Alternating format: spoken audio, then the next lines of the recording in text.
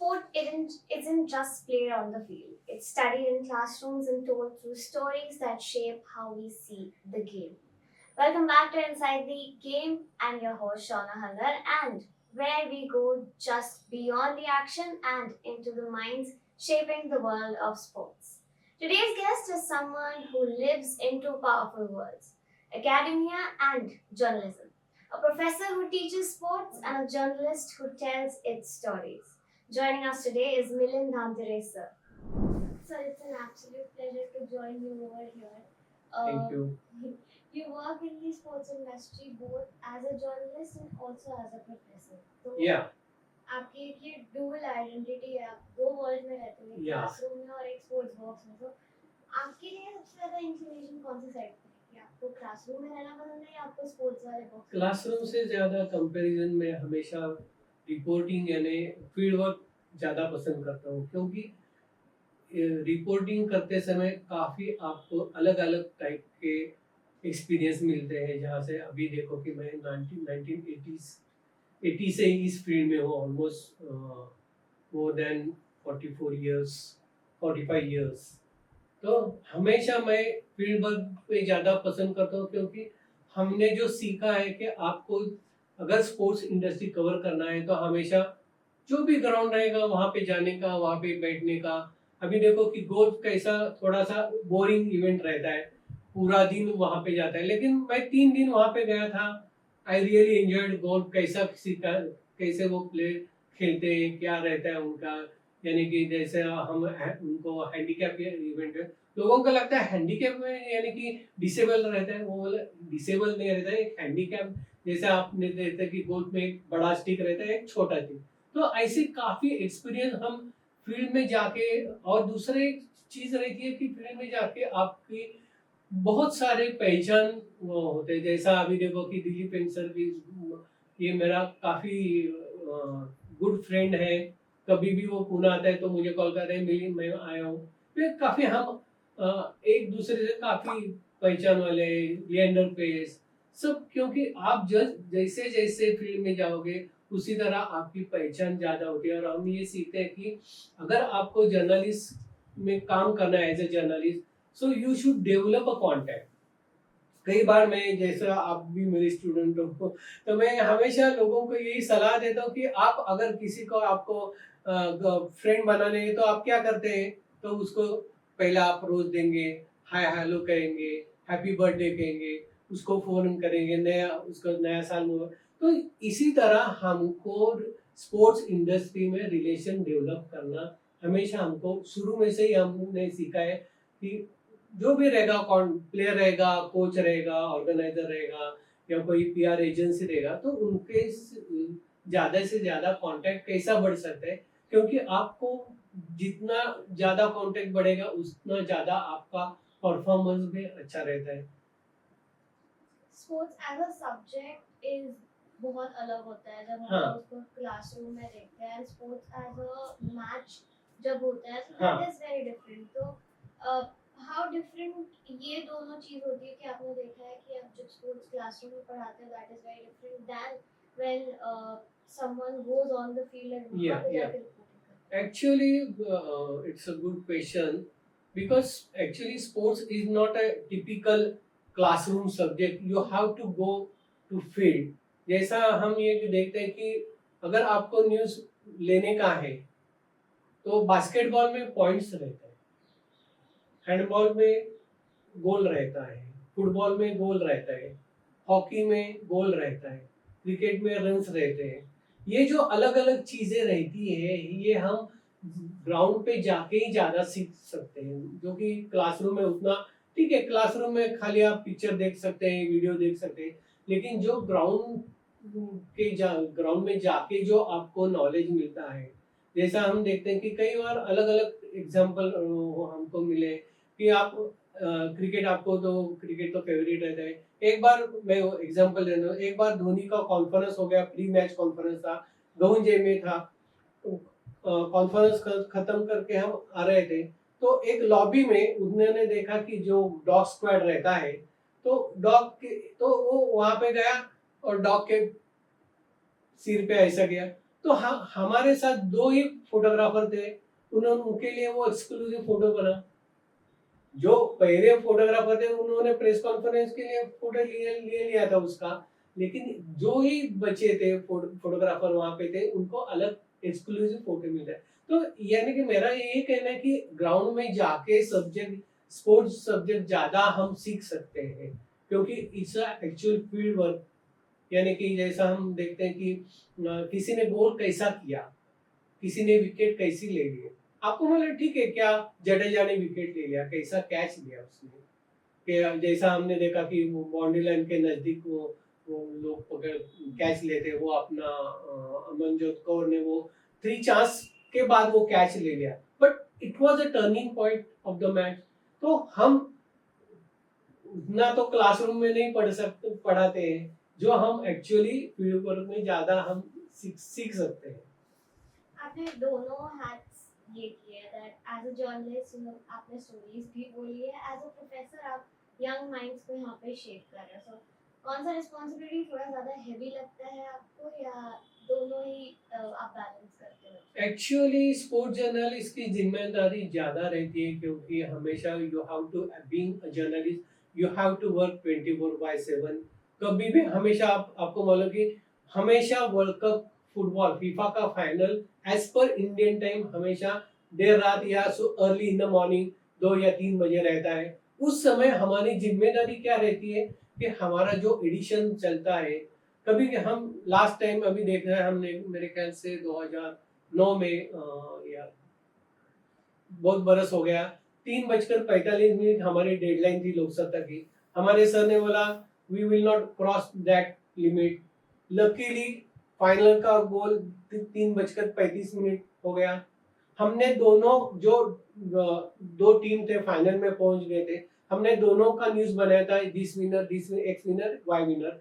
आइन वक्त पे हमने जो जिसने गोल किया उसका फिलिंग द ब्लैंक्स कंप्लीट किया 3:45 के पहले हमने वो, क्योंकि ये जो, और दूसरा एक बात है कि अगर आप प्रोफेसर काम करते हो तो you can rectify your mistake, but in case of a journalist there are no chances of rectification। अगर क्योंकि आप इट्स लाइक एंड जैसा तीर रहता है कि एक बार गया छूट गया तो छूट गया, क्योंकि हम देखते हैं कि कई बार ऐसे मिस्टेक हो सकते हैं during the career of your journalism, क्योंकि after all you are also one human part and कभी ये तो थोड़ा बहुत इधर उधर हो सकता है, स्कोर में थोड़ी गलती भी हो सकती है।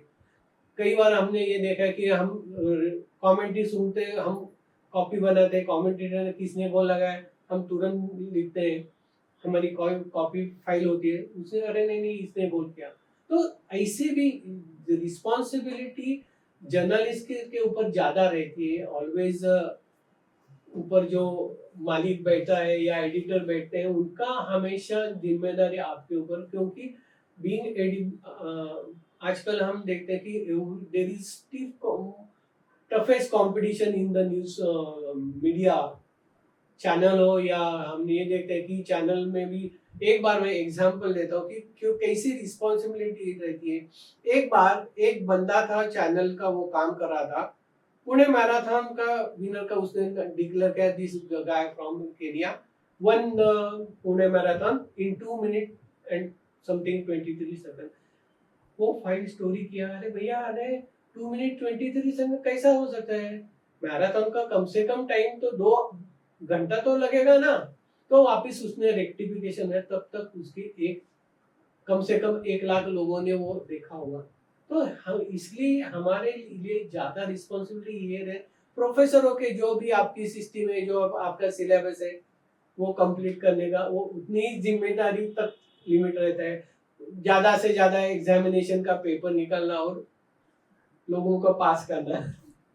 तो आज की स्पोर्ट्स मीडिया की अगर मैं बात करूँ, तो आपका ओपिनियन क्या है कि इसमें that is the sports media trying to educate people, या उनको सिर्फ एंटरटेनमेंट की ही न्यूज़ है? नहीं, we can say definitely all medias are not just for an entertainment, but they used to work as an educator also। जैसा मैंने बताया कि because of the sports media, people are aware about the different aspects of, यानी कि hockey में क्या रहता है, गोल रहता है, फुटबॉल में गोल रहता है। जैसा मैंने बताया कि अगर समझो कि कोई बंदा कैसा प्रैक्टिस करता है, कैसा उसने स्ट्रगल किया। आपने देखा कि शीतल देवी, उसको दोनों हाथ नहीं है, दोनों हाथ नहीं, फिर भी वो आर्चरी है, आर्चर है। And she has won medals at Olympic, at Olympic tournament also. तो इसके उसका उसके परफॉर्मेंस देखे लोगों का, अरे मेरे बेटी को भी एक हाथ नहीं है, she can become a player like her. ये जो डिवोशन है, इनका स्ट्रगल है, जो प्लेयर्स करते हैं या कोशिश है, तो उसका एग्जाम्पल लेके वो उनको आइडल बन के कई ऐसे यंग जनरेशन को इतना काफी। अभी देखो कि नीरज चोपड़ा, एक जैसा मैं बताता हूँ कि नीरज चोपड़ा का मैंने इंटरव्यू टोक्यो ओलंपिक के पहले ले लिया था। उसने बताया कि sir I want to go beyond 86 meters. उसने कॉन्फिडेंसली बताया, उसने सेम किया। यानी कि उसका क्या सीखते हैं, उसके परफॉर्मेंस से हम क्या सीखते हैं, you should be confident in any part of your life. आपको मतलब कि sports being, you can say it's बहुत कुछ हमको सिखाता है, डिटर्मिनेशन सिखाता है, dedication to any work, confidence to any life, cooperation, team building. मैं और एक एग्जांपल आपको देता हूँ। एक पुणे में एक टेबल टेनिस प्लेयर है, he used to play for Pune university, Pune university का कैप्टन भी था। Now he is working as a managing director in one of the German company in India based only.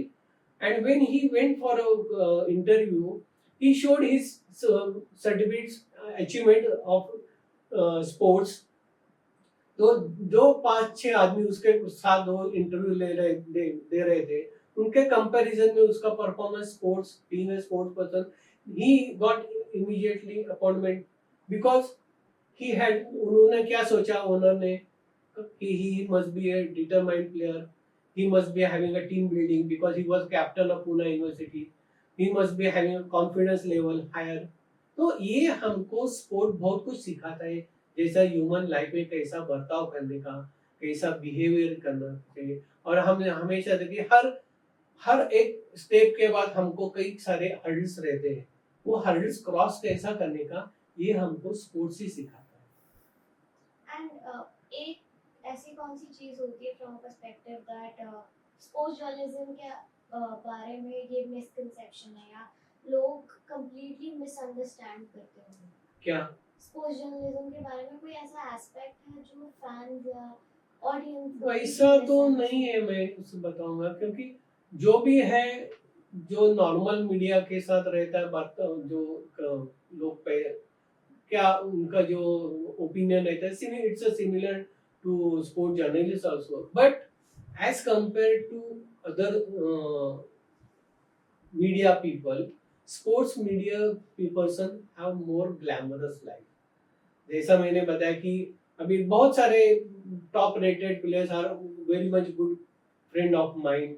We have every day we used to chat on WhatsApp. अभी देखो साइना नेहवाल, उसका अभी birthday था, मैंने तुरंत उसको हैप्पी बर्थडे बताया, message दे रहा, तुरंत उसका रिप्लाई थैंक यू। तो कई ऐसी चीजें कि जो नॉर्मल जो रिपोर्टर के कंपैरिजन में स्पोर्ट्स जर्नलिस्ट का अच्छा ग्लैमर रहता है। Of course nowadays it depends on how much money you get, क्योंकि अलग अलग चैनल पे अलग अलग थोड़ा, and if you compare other corporate sector, journalism has limited payment salary. लेकिन जब मैं बताता हूँ कि because I had work in private sector bank for 26 years, and after that job, because I was passionate about the sports, I left banking, handsome job, and joined Lok Satta because I had to do something for sports, and that's why I opted the second option as a sports journalist। आपके perspective से what do you think कि ऐसे कौन से skills होने चाहिए जो students को डेवलप करना चाहिए when they are entering into the sports industry? And कोई भी अगर स्टूडेंट ऑलरेडी है उस चीज में काम कर रहा है, तो कौन सी ऐसी चीजें हैं जो काफी ज्यादा स्ट्रगल करवाती है उनको? बेसिकली कोई भी अगर जिस फील्ड में आप एंटर करना चाहते हैं, उस फील्ड का थोड़ा होमवर्क करना चाहिए। एक मैं एग्जांपल देता हूँ, एक बार सानिया मिर्जा का कॉन्फ्रेंस था यहाँ पे पुणे में, तो एक चैनल वाले ने उसको पूछा, अरे सानिया जी, मेरे ख्याल से महीनों में 2 बरस से आपका परफॉर्मेंस उतना अच्छा नहीं रहेगा। उसने तुरंत जवाब दे दिया, I think you had not made homework of regarding my performance. Just 1 month before, I had won women's double title at Australia Open, which is a Grand Slam tournament, along with Martina Hingis. And do you think that this performance is good or not? तो ये हमको homework, जैसा मैंने बताया कि जिस आप field में आप काम करें, अगर समझो आप हॉकी मैच देखने के लिए गए तो हॉकी में पेनल्टी कॉर्नर रहता है या पेनल्टी किक रहती है, ये आपको जानकारी चाहिए। बास्केटबॉल में कितना टोटल मिनट्स का रहता है, पॉइंट्स कैसे वो डालते हैं, 2 पॉइंटर रहता है, 3 पॉइंटर रहता है, ये जानकारी आपको होनी चाहिए। क्योंकि कोई भी, नॉट ओनली स्पोर्ट, जो भी, अगर समझो आप सिनेमा इंडस्ट्री में काम कर रहे हो तो शाहरुख खान हिंदी एक्टर है या तमिल एक्टर है, ये आपको जानकारी। उसी तरह स्पोर्ट्स इंडस्ट्री में भी आपको कौन सा गेम, क्या उसका कितना टाइमिंग रहता है, उसका टेक्निकल, मैं ऐसा तो नहीं बताता कि पूरा technical knowledge, at least you should know कि क्या अभी देखो कि टेबल टेनिस 11 पॉइंट का गेम है, बैडमिंटन 21 पॉइंट का गेम, ये तो थोड़ा जानकारी चाहिए। PV Sindhu, she is from badminton field, Sania Mirza, she is from tennis, Leander Paes is a tennis player. तो ये कम से कम ये बेसिक नॉलेज चाहिए। क्योंकि अगर आप फील्ड में गए तो अगर आपको ये सब जानकारी नहीं है तो थोड़ा काम करने को बहुत मुश्किल होता है। क्योंकि जो कभी कभी आप इंटरव्यू के लिए गए थे तो इंटरव्यू जो है वो ही आपको खुद क्वेश्चन पूछ सकता है, अरे भैया आपने कुछ नहीं सिखाया मेरे लाइफ के बारे में, कुछ नहीं पढ़ाया रहता है, ऐसा भी वो पूछते हैं। और आपको क्या लगता है, वो आपने एथलीट्स के साथ भी काफ़ी ज़्यादा इंटरेक्शन किया है, सो आजकल जो उनकी परफॉर्मेंस है या उनकी लाइफ है, तो स्टोरी टेलिंग बहुत इम्पोर्टेंट पार्ट हो रहा है मॉडर्न स्पोर्ट में। So how do you think कि स्टोरी टेलिंग मीडिया इंडस्ट्री में एक प्रोमिनेंट स्किल है कि आप कौन सा एथलीट की स्टोरी आप कितने अच्छे से बोल रहे हो? और ऐसा भी कोई पॉइंट आ रहा है क्या कि हम लोग कुछ एथलीट्स को बहुत ज़्यादा ओवर हाइप करते हैं? हाँ, जैसा हम देखते हैं specially in India, unfortunately cricket is given an, you can say, बहुत ज्यादा पब्लिसिटी दे सकते हैं। यानी कि अभी देखो कि आईपीएल, तो पूरा आईपीएल के बारे में जैसा हम बताते हैं कि बाकी कुछ, अभी देखो कि most of the pages, 70% pages are filled with the cricket only. अभी देखो कि जिस समय आईपीएल शुरू हो गया उसी दिन उड़ीसा में national indoor athletics championship for the first time in India. It was an historical event. Unfortunately, in most of the media had not covered that tournament, क्योंकि of course national indoor championship and most of the international players from our own country, they were participating in that event। तो ये उसको public, तो हम ये बस हम cricket cricket and cricket, बाकी कुछ देखते ही नहीं है। तो ज्यादा उसको too much publicity is given to cricket. उससे उससे उसके कंपैरिजन में कई ऐसे इवेंट है कि जिनको पब्लिसिटी चाहिए, यानी कि प्रो कबड्डी है, खो खो है, मलखाम है, these are the basic Indian indigenous games है कि जिनको ज्यादा पब्लिसिटी की जरूरत पड़ती है लेकिन उतना ज्यादा कवरेज भी नहीं मिलता। और हाँ, regarding the story telling, you can से there are so many players in अलग अलग in different sports for whom they you should take their interview, उनके बारे में कई, जैसा मैंने बताया कि शीतल देवी, एक और एक मैं नाम उसका भूल गया, कई ऐसे प्लेयर्स है कि एक अमीशा नाम की एक लड़की है कि she is a deaf and डम, but she had done so many events in mountaineering. आपको अवनी लेखारा मालूम रहेगी. Back to back, she won 2 gold medals in Olympic events. Para, though it may be a para, लेकिन para तो players के उनका भी life रहता है, उन्होंने कितना स्ट्रगल किया रहेगा. तो ये भी कई ऐसे प्लेयर्स है कि जैसे एक भाग्य सिंह नाम की एक महाराष्ट्र की लड़की है. 18 बरस के बाद उसका शादी हो गई. शादी होने के बाद एज यूजुअल दहेज के बारे में बहुत कुछ उसको पॉइजन किया गया. तो वापिस आ गई खुद के क्या करना चाहिए. तो आर्ट्स में एडमिशन ले लिया. One journalist from Nanded suggested her that you should go for a para event. वो पैरा इवेंट में पार्टिसिपेट किया. Last Tokyo Olympic and Paris Olympic she had participated in para event. Now she must be aiming for a medal at Los Angeles Para Olympic also. तो कई ऐसे player हैं कि जिनको really publicity की जरूरत रहती है, लेकिन उतना उनको नहीं मिलता जितना चाहिए. जैसा मैं because of the cricket unfortunately लोग भी वही पसंद करते हैं, क्योंकि हमने कई बार देखे अगर हमने पूरा स्कोर कार्ड नहीं दिया तो लोग अगले दिन हमारे अरे भैया आपने स्कोर कार्ड नहीं दे दिया, ये भी पूछने के लिए आते हैं न्यूज़पेपर इंडस्ट्री में.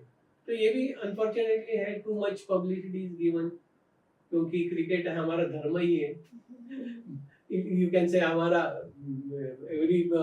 Everyone dress cricket, so it is unfortunate but you have to accept that. Very knowledgeable discussion. I think कि students को बहुत ज़्यादा helpful मिलेगा. The discussion that we had right now. Before we wrap up, एक last question that अगर कोई भी student यहाँ watch कर रहा है this podcast and they want to enter in the sports media industry, तो ऐसी कौन सी चीज़ें that they should focus on beyond the classroom? Yeah, I will, as earlier I will suggest that they should visit every ground at least once in a week. क्योंकि अगर आप ground पे visit करोगे तो आपको जैसे टेक्निकल नॉलेज मिलेगा. जैसा हम देखते हैं कि अभी देखो कि डेक्कन जिमखाना तो तुम्हारे नजदीक है. डेक्कन जिमखाने वहाँ पे एथलेटिक्स भी प्रैक्टिस करते हैं लोग, क्रिकेट भी चलता है, बास्केटबॉल चलता है, वॉलीबॉल चलता है, देन टेबल टेनिस भी है, बैडमिंटन भी है. ये क्यों है? क्योंकि आपको विजिट करने की क्यों जरूरत है कि अगर विजिट करने के बाद ही आप अच्छी तरह लिख सकते हैं. And without watching any game you are not able to write good qualitative news. और जैसा मैंने बताया कि जो टेक्निकल नॉलेज, ठीक है टेक्निकल उतना डीप नहीं जाओगे, लेकिन कम से कम अरे वो बास्केटबॉल कैसे खेलते हैं, कैसे वो शूट करते हैं, काफी इंटरेस्टिंग. कई ऐसे मैचेस इंटरेस्टिंग रहते हैं. Not only cricket, basketball, hockey में सभी मैचेस कई ऐसे इंटरेस्टिंग रहते हैं. खो खो में भी काफी थ्रिलिंग मूवमेंट्स रहते हैं. कबड्डी में भी जैसा कई बार हमने देखा है कि प्रो कबड्डी में हाफ टाइम पे जो टीम 15 अंक से लीडिंग कर रही थी वो that team loss until the final seconds. ये भी चीजें रहती है. जैसा हमने बताया कि रेसलिंग में भी कौन सा टेक्निक वो यूज करते हैं, मिट्टी में क्यों वो अच्छा कर सकते हैं या मैट के ऊपर. जैसा हमने देखा कि अभी जो हर्ष सदगीर महाराष्ट्र के इससे हो गया, he used to practice on mat only. उसका एडवांटेज उसको, तो ये हम लिख सकते हैं if you are regular visitor on the ground. Basic skills है. लिखने की तरकीब अलग होती है स्पोर्ट्स जर्नलिज्म में. Yes because being in the same industry, cricket एक अलग वे में लिखा जाता है, टेनिस एक अलग वे में लिखा जाता है. सो आई थिंक स्टूडेंट्स को थोड़ा बियॉन्ड द क्लासरूम जाने की बहुत ज्यादा नेसेसरी है when we talk about getting into the sports industry, whether it's media या ऑपरेशंस या किसी भी चीज में. So thank you Milan sir for this discussion. It was for inviting me. Thank you.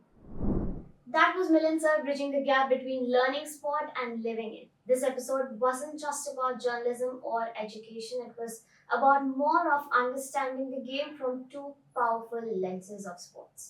If you have enjoyed this conversation, follow Inside the Game for such deep dives into the world of sports. Until next time, stay curious, stay passionate, and stay inside the game.